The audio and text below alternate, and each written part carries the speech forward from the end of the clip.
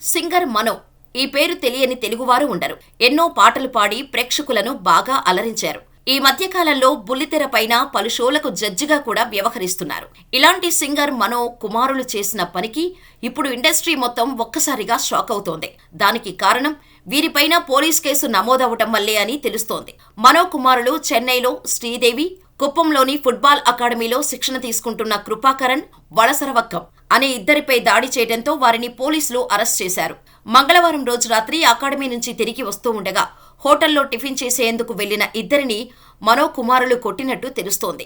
చెన్నై ఆలపక్కానికి చెందిన కృపాకరన్, మధురవాయల్కు చెందిన 16 ఏళ్ల కాలేజీ విద్యార్థి వలసరవాక్కం శ్రీదేవి కుప్పంలోని ఫుట్బాల్ అకాడమీలో శిక్షణ తీసుకుంటున్నాడు. అయితే వారు మంగళవారం రాత్రి అకాడమీ నుంచి తిరిగి వస్తుండగా స్థానికంగా ఉన్న హోటల్లో టిఫిన్ చేసేందుకు వెళ్లారు.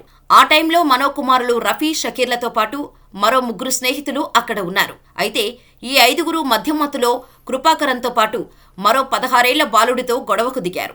దీంతో మాటామాటా పెరిగి గొడవ ముదరటంతో ఈ 5గురు ఆ ఇద్దరిపై దాడి చేశారు. ఈ ఘటనలో కృపాకరన్ తీవ్రంగా గాయపడగా స్థానికులు కీళ్పాక్కం ప్రభుత్వ ఆసుపత్రికి తరలించారు.